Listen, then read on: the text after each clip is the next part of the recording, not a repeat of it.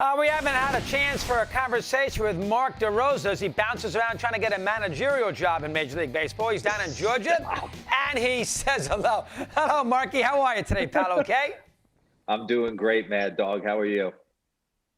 The pleasure. This is an anniversary scenario. What did Brian Sabian call you on Christmas Eve to go sign a deal with the Giants? Let me hear about that scenario. Go ahead. A deal that never came to fruition, although I was a part of that World Series 2010. Mad Dog, Christmas Eve, he called me and was like, hey, let's get this done. I want you to be the utility guy, play a little left field, moonlight at third base for Sandoval, second base. And to be honest with you, I wanted to put it under the tree as well as Brian Sabian did. So we were able to iron it out on Christmas Eve.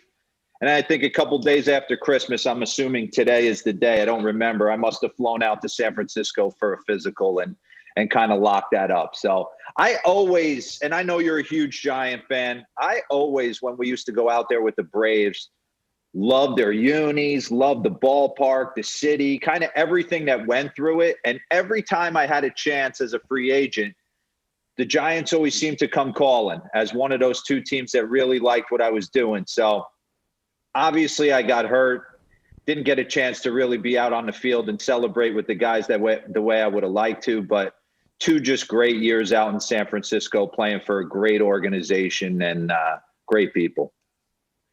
And if the Giants didn't get a break with Billy Wagner's injury in that 2010 playoff series, they may have not beat the Braves in that best of five. They won in 4 games. Wagner got hurt after they lost game 2. Giants got a big break there.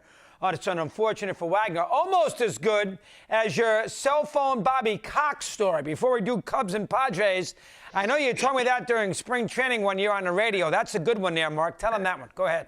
Well, real quick, I'm diving back in on that series against the Braves because I was driving to game 1 with Brian McCann, who was the catcher of the Braves. And I told him, I said, hey, listen, I'm damaged goods. Don't worry about me. But we're a damn good team. And your second baseman scares me, Mac. It was Brooks Conrad. Martin Prado had gone down. So Brooks Conrad had to fill in as a utility guy that wasn't known for his defense. He made a couple big errors in that series. And did. Bobby, He sure did. Bobby pulled, I think the reliever was done to bring in a righty, if I'm not mistaken, or took out Kimbrel to bring in a lefty. And Aubrey Huff took him deep. So there was a lot of moves in that series that could have worked it either way. But, yeah, Bobby Cox was always amazing. I mean, you talk about a player's manager. He was one of those guys back in the day, old school. When you came to the ballpark, you had to give up your cell phone. You had to give up your wallet, your keys. Everything went in the sanitary sock and got locked in like a closet until the game was over. And then you were able to re-enter the real world. He wanted you focused. But the only time my wife was pregnant and it was touch and go when I was going to have to jump on a plane. And he let me have my cell phone with me at all times until if I was going to go in the game, he made me give it up. But for the most part, during most games, I had my cell phone on me and then got the call and had to leave the ballpark mid-game and find a flight home. So he was always great about getting to know everybody on a personal level, what your family situation, what you got going, what incentives you need to grab. So he had his finger on the pulse of everything. 100%. And Conrad did make a big error. Huff got a single in the 9th inning of Game 3, which drove in a go-ahead run. But you're right on top of it there after McCann had to hit a home run against Jonathan Sanchez to give the Braves a 2-1 lead in the bottom of the 8th inning. So excellent job on your part. Okay, couple things. Padres now. Good moves here today. Instead of spending all that money on Bauer, they got 2 pitchers for about $100 million and gave up some prospects in Darvish and Snell. Making a run at the Dodgers. Let me get your sense on that. Go ahead. You know what? When I saw these moves go through, first off, I applaud A.J. Preller. I mean, ultra aggressive. In a day where we want to just compile prospects and laud on teams for making these financially savvy moves, here's a guy who identified the fact that Blake Snell and Yu Darvish put him over the top in his mind. Go get him, right?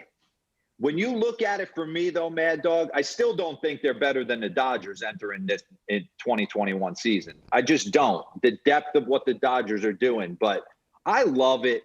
he tried this maneuver. I think he tried to like jump the gun when he first took over and brought in the Kimbrels and the Justin Uptons and Matt Kemps and made a lot of big moves, thinking he could just trade those guys off and replenish the system if he need be. I think he has done exactly the same thing here, but he's kind of built up his farm system the way he wanted to build it up.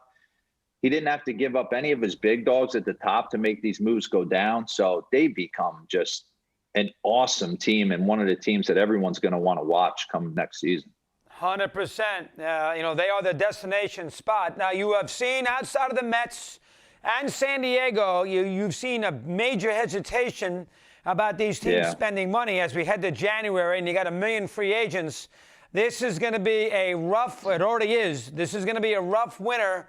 You're very close to these players. How are they going to handle the fact that the money is not going to be there? You know this well. Let me hear your thoughts. Go ahead.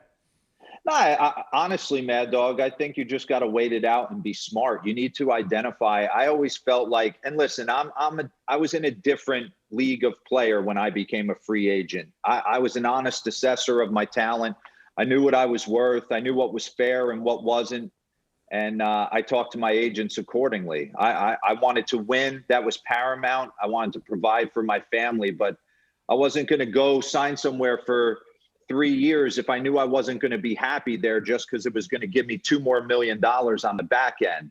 I figured I try and put myself in a position where I knew myself and my family were going to be happy, and I was an honest evaluator of myself and what my worth was. I think a lot of guys are going to have to do that soul searching. The big dogs are going to get theirs without question. And to be honest, I've been shocked by some of the deals. The $40 million for McCann, some of the other deals that have gone down, 2 years, 18 for Mike Minor. That's big time money right there. So I think at the end of the day, teams will identify what they want to do and go out and be able to get it done. But I also think a situation like you look at a DJ LeMahieu. Is he worth 5 for 125, what he's probably asking right now? I certainly think so, right? It's not my money to spend. He's one of the best hitters in the game. He has changed the New York Yankees lineup. He's versatile. He does a lot of different things. But if we're in the trust tree, does Brian Cashman really want to go 5 for 125 with him? No, he wants to get closer to 4 for 80, I would assume. So this is going to take some nickel and dime and back and forth. You just hope a team like the Blue Jays, the Mets, somebody doesn't grab a wild hair and come in and then makes DJ have to make a decision. But I think the big dogs will get paid, and the guys that got to wait it out and be honest assessors of themselves, I think those are the guys at the end that as it gets closer to spring training, are going to have to make a decision. I think Mad Dog, one guy that interests me because I spend a lot of time with him playing golf and stuff in the off season is a guy like John Lester, who kind of has made it known, I want to pitch in certain parts of the country. I want to do certain things. I want my career to end a certain way. But here's a guy that has been chased his whole life. And then now he's in a situation where he's got to wait and see where the dust settles. Good point.